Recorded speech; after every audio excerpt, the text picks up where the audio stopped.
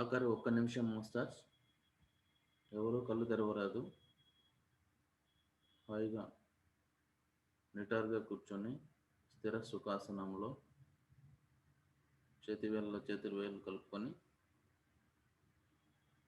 2 పాదాలు క్రాస్ చేసుకొని 2 కళ్ళు మూసుకొని అతి సాధారణంగా సరళంగా సున్నితంగా జరుగుతున్నటువంటి శ్వాస మీద ధ్యాస.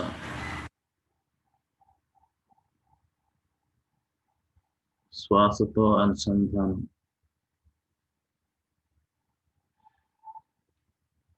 ఆనాపానసతి ధ్యానం. నోటిలోని మౌనం, మనసులోని శూన్యం, దాని పేరు ధ్యానం.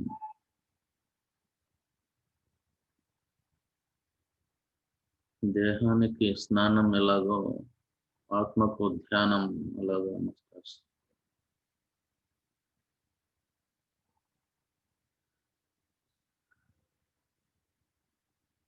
కళ్ళు తెరిచి ఉంటే ప్రాపంచికం, కళ్ళు మూసి ఉంటే ఆధ్యాత్మికం.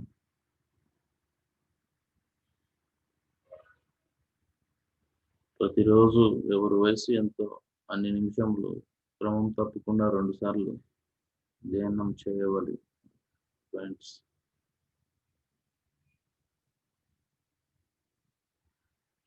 ఎవరైనా ఎక్కడైనా ఏ సమయంలోనైనా ధ్యానం చేసుకోవచ్చు మాస్టర్స్. ఒక్క పైసా ఖర్చు లేకుండా ధ్యానం చేసుకోవచ్చు మాస్టర్స్.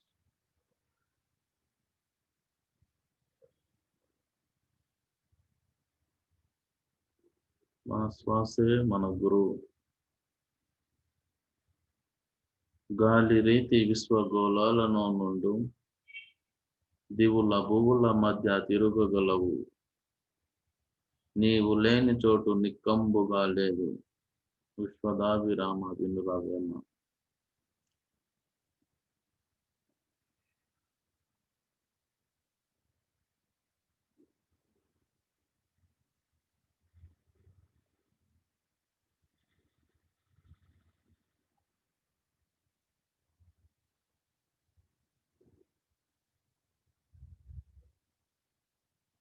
బ్రహ్మ మనగా వేరే పరదేశమున లేడు, బ్రహ్మ మెరిగిన తానే బట్టబయలు, తన్ను తానెరింగిన తానే పో బ్రహ్మంబు, పుష్పదావిరామ వినురవేమ.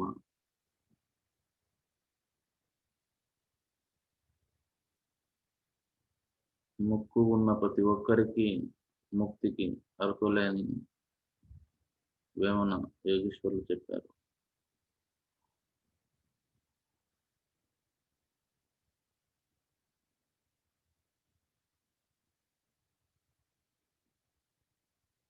చివరి 10 సెకన్లు కేవలం శ్వాస మీద ధ్యాస.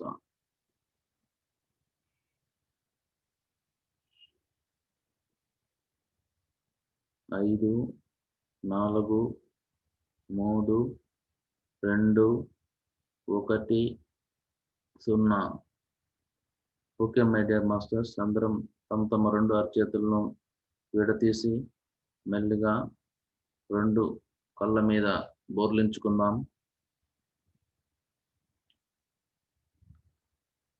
3, 2, 1, 0.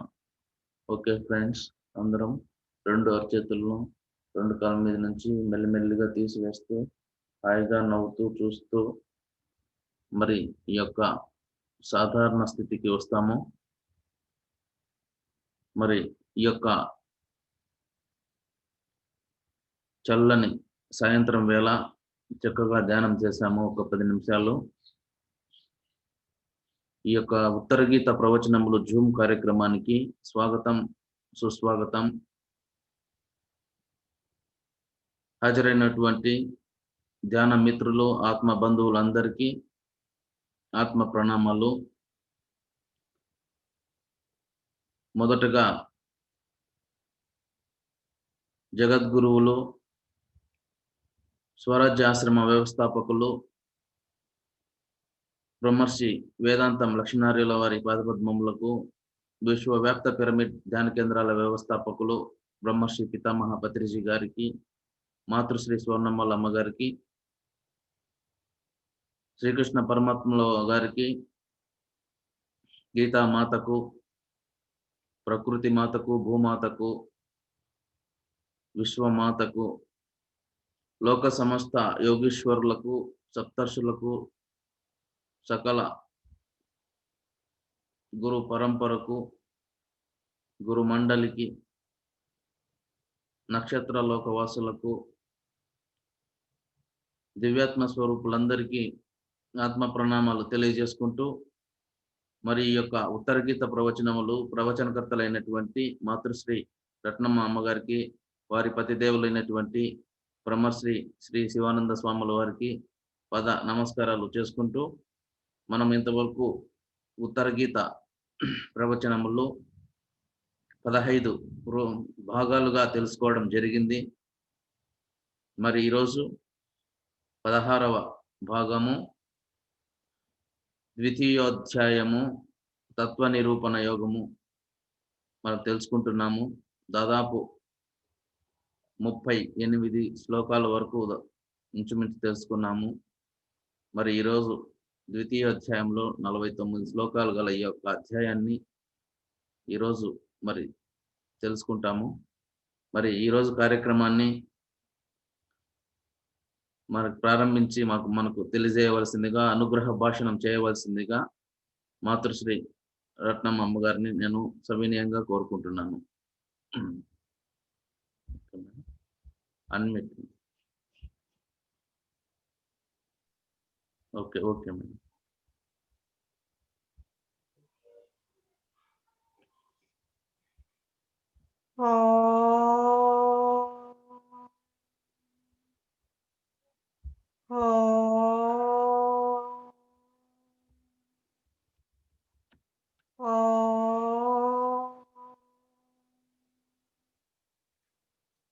ఎవ్వని చే జనియించు జగమెవ్వని లోపల నుండు లీనమై, ఎవ్వని ఎందుడిందు పరమేశ్వరుడెవ్వడు మూల కారణం బెవ్వడు అనాది మధ్యలయుడెవ్వడు వానినాత్మభవు ఈశ్వరునే శరణంబు వేడెదన్. ఎవని పాదతీర్థము గంగాది నదుల కన్న అతి పవిత్రము, ఎవని నామస్మరణము అన్ని మంత్రముల కన్న పరమ పదము, అట్టి నా గురుని లక్ష్మణార్యుని పాదంబులకు నెమ్మనంబున బాయక గొల్లుతున్.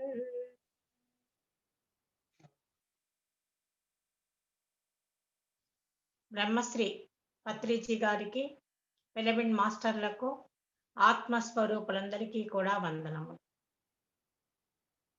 మనము ఉత్తర గీత ద్వితీయ అధ్యాయము తత్వ నిరూపణ యోగంలో ప్రయాణం సాగిస్తూ ఉన్నాం.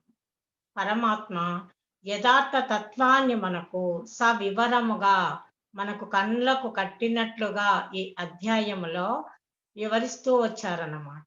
ఇంతవరకు లోకాలను గురించి, పట్టణములను గురించి, ధ్యానములో ఎలాగ అన్ని లయమైపోతాయో తెలుసుకున్నాము. ఇక 36వ శ్లోకము నుండి ధ్యానం యొక్క ప్రాముఖ్యతను గురించి వివరిస్తూ ఉన్నారన్నమాట. అహం బ్రహ్మేతి మాం ధ్యాయేత్ ఏకాగ్ర మనసా సహృత్ సర్వం తరతి పాప్మానం కల్పకోటి శతైకృతం. ఓ అర్జున, అహం బ్రహ్మేతి మాం ధ్యాయేత్. మాం అంటే నన్ను, అహం బ్రహ్మ, నేను బ్రహ్మ స్వరూపమును అని ఎవడైతే తెలుసుకొని ఆ బ్రహ్మమును ధ్యానిస్తూ ఉన్నాడో అతడు ఏకాగ్ర మనస అన్నారు. మనసును ఏకం చేయాలి, అగ్రస్థానమున నిలపాలి మనసును. అటువంటి ధ్యానమును ఎవరైతే ఆచరిస్తూ ఉన్నారో అతడు కల్పకోటి శతైకృతం, కోటి కల్పముల యొక్క పాపాలన్నీ కూడా తొలగిపోతాయి అంటున్నారు. మన అందరిలో భగవంతుడు ఉన్నాడు, ఆత్మస్వరూపము ఉన్నది. మనలో ఉన్నటువంటి ఆత్మస్వరూపాన్ని మనము తెలుసుకోవడానికి మనము చేసే సాధననే ధ్యానము అన్నారు. మరి మనలో ఉన్నటువంటి భగవంతుడిని మనం తెలుసుకోవడం ద్వారా మనకు ఎన్నో ప్రయోజనాలు కలుగుతూ ఉన్నాయి. అంతేకాక అనేక జన్మల కల్పకోటి శతైకృతం అన్నారు. అనేక కల్పముల యందు లభించినటువంటి పాపాలన్నీ కూడా తొలగిపోతూ ఉన్నాయి అని పరమాత్మ ఇక్కడ వివరిస్తూ ఉన్నారు. ఇక కల్పము అన్న పదం మనం అందరము వినే ఉంటాము, బ్రహ్మకల్పము అని. మరి మనకు యుగములు అన్నవి 4 ఉన్నాయి. మొట్టమొదటిది కృతయుగము, తర్వాత త్రేతాయుగము, ద్వాపర యుగము, కలియుగము. ఈ 4 యుగములు, ఈ 4 యుగాలను కలిపి ఒక మహాయుగము అంటారన్నమాట. అన్నిటికంటే తక్కువ కాలం ఉన్నది కలియుగము, అన్నిటికంటే పెద్దది ఏది అంటే కృతయుగము. కలియుగము అంటే 4,32,000 సంవత్సరాలు కలియుగము అన్నారు. మరి దానిని రెట్టింపు ద్వాపర యుగము అంటే 8,64,000 సంవత్సరాలు ద్వాపర యుగము. దానికంటే మళ్ళా ఒక భాగం ఎక్కువ. అంటే అప్పుడు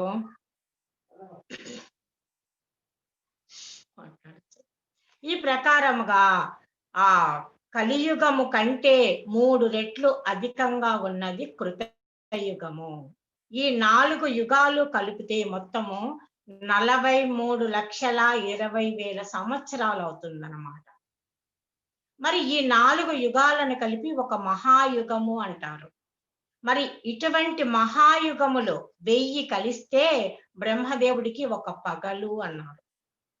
ఈ మాటనే భగవద్గీతలో కూడా పరమాత్మ చెప్పారు. సహస్రయుగ పర్యంతం అహర్యద్ బ్రహ్మణో విదుః రాత్రిం యుగ సహస్రాంతం తేహో రాత్రవిదో జనాః. బ్రహ్మదేవుడు పగటి కాలములో సృష్టి చేస్తూ ఉన్నాడు, రాత్రి కాలములో ఈ సృష్టి అంతా కూడా లీనమై ఉంటుందన్నమాట. మరి బ్రహ్మదేవుడి యొక్క ఒక పగలు అంటే 1000 మహాయుగములు కలిస్తే బ్రహ్మదేవుడికి ఒక పగలు. అలాగే 1000 మహాయుగముల కాలము ఒక రాత్రి. ఒక పగలు ఒక రాత్రి కలిస్తే దానిని బ్రహ్మదేవుడికి ఒక రోజు అంటారు. ఆ ఒక్క రోజే ఒక కల్పము అంటే కొన్ని కోట్ల సంవత్సరాలు మనము చేసినటువంటి పాపాలన్నీ కూడా తొలగిపోతాయి. దేని వలన? ధ్యానము వలన అని చెప్పారన్నమాట. మరి ధ్యానము చేయడం వలన మనకు అనేక రకాలైనటువంటి ప్రయోజనాలు కలుగుతూ ఉన్నాయి. ధ్యానం చేయడం వలన మన మనసుకు శాంతి కలుగుతుంది. ఆదులు ఉంటే వ్యాధులు వస్తాయి అంటారు. ఎప్పుడైతే మనసులో బాధలు ఉన్నాయో అప్పుడు వ్యాధులు కూడా వస్తాయి. మనము మనసుతోనే ధ్యానము చేస్తూ ఉన్నాము కనుక మన మనసు ప్రశాంతతను పొందుతూ ఉన్నది కనుక ఎటువంటి వ్యాధులు కూడా ఉండవు. అంతేకాదు మనము ధ్యానము ద్వారా త్రిగుణ సామ్యావస్థను పొందుతూ ఉన్నాము కనుక వాత, పిత్త, శ్లేష్మ ఇవి 3 కూడా సమమైపోతాయి అన్నమాట. అందుకే ఆరోగ్యము కలుగుతుంది. ధ్యానం చేయడం వలన మనసుకు శాంతి లభిస్తుంది. మన యొక్క పాపాలన్నీ కూడా తొలగిపోతాయి. మనము ధ్యానం బాగా చేయగలిగితే మోక్షాన్ని పొందవచ్చును. ఒకవేళ మనము మోక్షాన్ని పొందలేకపోయినా ఉన్నతమైనటువంటి మానవ జన్మను పొందాలి అన్నా, మనము శ్రీమంతుల ఇంట్లో జన్మించాలి అన్నా కూడా ధ్యానమే శరణ్యము అని మనకు గీతలో కూడా పరమాత్మ చెప్పారు. మోక్షము అన్నది ఏ ఒక్కరికో లభించేది. మనుష్యానాం సహస్రేషు కచ్చిద్యతతి సిద్ధయే యతతామపి సిద్ధానాం కచ్చిన్మాం వేత్తి తత్వతః. అర్జున, వేల కొద్దీ నన్ను ఆరాధించే వారిలో ఏ ఒక్కడో మోక్షాన్ని పొందుతాడు. మనకు జనాభా కోట్లలో ఉన్నారు, కానీ భగవంతుని ఆరాధించే వాళ్ళు వేలలో ఒకరు. అలాగా ఆరాధించే వారిలో ఏ ఒక్కడో మోక్షాన్ని పొందుతాడు. అయితే మోక్షము లభించకపోతే మన యొక్క ధ్యానము వ్యర్థమేనా అంటే వ్యర్థం ఎప్పటికీ కాదు. ధ్యానము చేయడం వలన మనము ఉత్తమ గతులను పొందవచ్చును అని మనకు పరమాత్మ 6వ అధ్యాయంలో కూడా వివరించారు. ప్రాప్య పుణ్యకృతాన్ లోకాన్ ఉషిత్వా శాశ్వతీ సమాహ శుచీనాం శ్రీమతాం గేహే యోగ భ్రష్టోభిజాయతే. యోగ భ్రష్టుడు అంటే యోగమును చేసి కూడా భగవంతుడిని చేరలేని వాడు. ధ్యాననిష్టను ఆచరించి భగవంతుడిలో ఐక్యము కాలేని వారిని యోగ భ్రష్టులు అన్నారు. మరి అటువంటి వారు ఎక్కడికి వెళ్తారో పుణ్యలోకాలకు వెళ్తారు అంటున్నారు. స్వర్గలోకము, మనము పుణ్యకర్మలు చేస్తే ఎక్కడికి వెళ్తాము? స్వర్గలోకము చెప్పారు. యజ్ఞాలు, యాగాలు, వ్రతాలు, పూజలు, ఇంకా దాన ధర్మాలు మొదలైనటువంటి ఉత్తమమైనటువంటి కార్యాలను చేస్తే స్వర్గలోక ప్రాప్తి అన్నారు కదా. అలాగే మనము ధ్యానమును చేయడం ద్వారా కూడా స్వర్గాన్ని చేరతాము. ఆ స్వర్గమునందు అనేక సంవత్సరాలు ఆ సుఖభోగాలను అనుభవించి తిరిగి మానవులుగా జన్మిస్తాము. అది కూడా శుచీనాం శ్రీమతాం గేహే. శుచి, శుభ్రత కలిగినటువంటి శ్రీమంతుల ఇంట్లో జన్మించవచ్చు. మరి అంతటి గొప్ప అవకాశాన్ని కలిగిస్తూ ఉన్నది ఈ ధ్యాన నిష్ట. లేదు మన యొక్క ధ్యానము పరిపక్వమైపోయి భగవంతుడిలో ఐక్యమైపోయాము అంటే ఇక జన్మనే ఉండదు. అందుకే ఈ భూలోకాన్ని పరమాత్మ దుఃఖాలయము, అశాశ్వతము అని కూడా వర్ణించారు గీతలో. మాముపేత్య పునర్జన్మ దుఃఖాలయమశాశ్వతం నాప్నువంతి మహాత్మానః సంసిద్ధిం పరమాం గతాః. ఓ అర్జున, ఎవరైతే నన్ను నిత్యము ధ్యానిస్తూ ఉంటారో అటువంటి వారికి తిరిగి పునర్జన్మ ఉండదు. ఈ లోకము, ఈ భూలోకము అన్నది ఎటువంటిది అంటే దుఃఖాలయము, అంటే దుఃఖానికి నిలయమైనటువంటిది, అశాశ్వతమైనది. అశాశ్వతమైనటువంటి ఈ దుఃఖాలయానికి తిరిగి రారు బ్రహ్మవేత్తలు, నాలోనే ఐక్యమైపోతారు అని గీతలో కూడా మనకు పరమాత్మ వివరించారు. మరి దానికి ఉపమానంగా పరమాత్మ తర్వాతి శ్లోకంలో వివరిస్తూ ఉన్నారన్నమాట. ఘట సంవృతమాకాశం లీయమానే యథా ఘటే లీయతే చ మహాకాశే తద్వజ్జీవ పరాత్మనే. ఇక ఎలాగా భగవంతుడిలో జీవుడు ఐక్యమవుతాడో ఇక్కడ ఘటాకాశాన్ని ఉపమానంగా తీసుకొని వివరిస్తూ ఉన్నారన్నమాట. ఘటాకాశమివాత్మానం విలయం వేత్తి తత్వతః స గచ్చతి నిరాలంబం జ్ఞానలోకం న సంశయః. జ్ఞానలోకం న సంశయః, అటువంటి వారు జ్ఞానలోకాన్ని చేరతారు. స గచ్చతి నిరాలంబం, ఆలంబన అంటే దానిపైన ఆధారపడి ఉండేది. జగత్తు బ్రహ్మము పైన ఆధారపడి ఉన్నది. అలాగే జీవులమైనటువంటి మనము భగవంతుడి పైన ఆధారపడి ఉన్నాము. మరి బ్రహ్మము అనగానే నిరాలంబం, దేనిపైన ఆధారపడి లేదన్నమాట. తాను స్వప్రకాశము అన్నమాట. అటువంటి స్వప్రకాశమైనటువంటి తేజస్వరూపమైనటువంటి ఆ జ్ఞానలోకమును భగవంతుడిని చేరవచ్చును అంటూ ఉన్నారు. ఘట సంవృతమాకాశం లీయమానే యథా ఘటే. ఘటము అంటే కుండ. మరి కుండలో ఖాళీ ప్రదేశం ఉంటుంది కదా, దానిని ఏమంటారు అంటే కపాల ఆకాశము అంటారన్నమాట. ఎప్పుడైతే మనము ఆ కుండలో 3 అంతులు నీళ్లు పోసామో ముక్కాలు వరకు, అప్పుడు ఏమైతుంది, ఆ ఎంత నీటికి కుండలోని బయలు అవకాశం ఇచ్చిందో దానిని ఘటాకాశము అంటారు. ఆకాశము అంటే ఒక్కటే, దీనినే మహాకాశము అన్నారు. ఆకాశము సర్వవ్యాపకము, అంతటా ఉన్నది ఆకాశము, అన్నింటికి అవకాశం ఇచ్చేది ఆకాశము.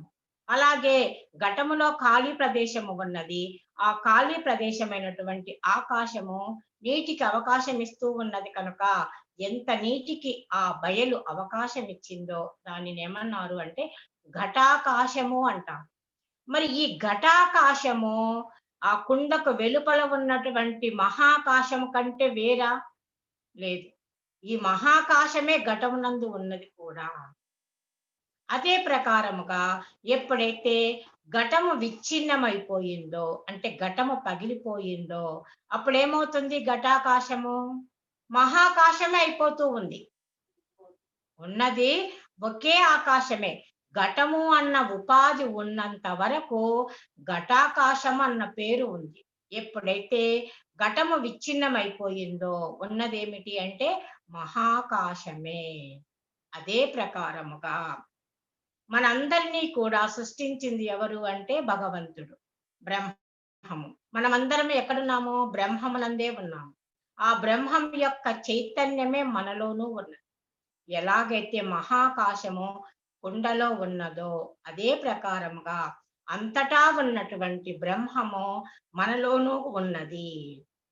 అయితే మనలో ఉన్నప్పుడు దీనిని జీవ ఉపాధిని బట్టి ఏమంటున్నాము? ప్రత్యేగాత్మ అంటున్నాం. జీవ ఉపాధిని బట్టి ప్రత్యేగాత్మ అని, ఈశ్వర ఉపాధిని బట్టి పరమాత్మ అని ఒకే బ్రహ్మమునకు పేరు. అంతేగాని ప్రత్యేగాత్మ వేరు, పరమాత్మ వేరు, బ్రహ్మము వేరు కాదు. అంతా ఒకే బ్రహ్మం. ఎలాగైతే ఒకే ఆకాశము అలాగే ఉన్నది ఒకే బ్రహ్మము. మరి ఎప్పుడైతే ఈ ఉపాధిని, ఏ ఉపాధిని, జీవ ఉపాధిని మనము లేకుండా చేసుకుంటామో అప్పుడు ఉన్నదేమిటి అంటే బ్రహ్మమే. మరి ఎలా మనం చేసుకోగలము ఈ జీవ ఉపాధిని అంటే ధ్యానము ద్వారా. ఎప్పుడైతే మనము ధ్యానము ద్వారా మన మనస్సును హంస పైన లగ్నము చేసి సోహంభావ ధ్యాననిష్టలో ఉంటామో అప్పుడు మనలోని అనాత్మ అంతా కూడా ఏమైపోతుంది? లీనమైపోతుంది. ఎలా లీనమైపోతుందో ముందు శ్లోకాలలో పరమాత్మ చెప్పాడు కదా. బ్రహ్మాండ వ్యాపిని పృథ్వీ తోయ మధ్యే విలీయతే అగ్నినా పచ్యతే తోయం వాయునా గ్రశ్యతే అనలః ఆకాశస్తు పిబేత్ వాయు మనస్సాకాశమేవ చ బుద్ధి అహంకార చిత్తం చ క్షేత్రజ్ఞే పరమాత్మని. ఇది ఎలా అంటే ఆరోహణాక్రమం అంటారన్నమాట. కింద నుంచి పైకి పోవడము. పంచభూతాలతో నిర్మాణమైనటువంటిది మన ఈ శరీరము. భూమి, జలము, అగ్ని, వాయువు, ఆకాశము. ఆ పంచభూతాలు మన యొక్క శరీరంలో ఉన్నాయి. వాటిని గురించి మనం ఇదివరకు కూడా చెప్పుకున్నాము. ఈ పంచభూతాలతో నిర్మాణమైనది శరీరము. అందుకే పాంచభౌతికమైన భవనము. మరి ఈ స్థూల శరీరము ధ్యానంలో ఉన్నప్పుడు 2 అంగుళాల చొప్పున 10 అంగుళాల యొక్క శ్వాస పరిమాణము తగ్గుతుందో అప్పుడు ఏమైంది, మనము పంచభూతాలు అన్ని దాటుకున్న వారం అవుతాం అన్నమాట. అప్పటికి పంచభూతాలు లేవు, ఆకాశములోకి వచ్చేసాము. ఆకాశం అంటేనే స్థిరము. స్థిరముగా మన యొక్క స్థూల శరీరం ఎలా ఉంటుంది అంటే, స్థూల శరీరంబు సుస్థిరముగా నుండు సకలేంద్రియములు ఉపశాంతి నందు అన్నారు. ఈ శరీరం నిశ్చల స్థితిలోకి వచ్చేస్తుంది అన్నమాట. ఆ తర్వాత ఏమవుతున్నది, మన యొక్క మనస్సు బుద్ధిలో లీనమవుతుంది. బుద్ధి వెళ్ళి అహంకారంలో లీనమైపోతుంది. అహంకారము చిత్తములో లీనమైపోతుంది. చిత్తము క్షేత్రజ్ఞుడిలో లీనమైపోతుంది. క్షేత్రజ్ఞుడు పరమాత్మలో లీనమైపోతుంది. అది ఏ జ్ఞాన లోకం అంటే. మరి ఈ ప్రకారంగా ఎప్పుడైతే పరమాత్మలో లీనమైపోయినామో అప్పుడు ఉన్నది ఏమిటి అంటే బ్రహ్మమే. దీనికి మనకు మహాత్ములు ఒక ఉపమానం చెప్పారన్నమాట. చింతకాయను గురించి చెప్తారు.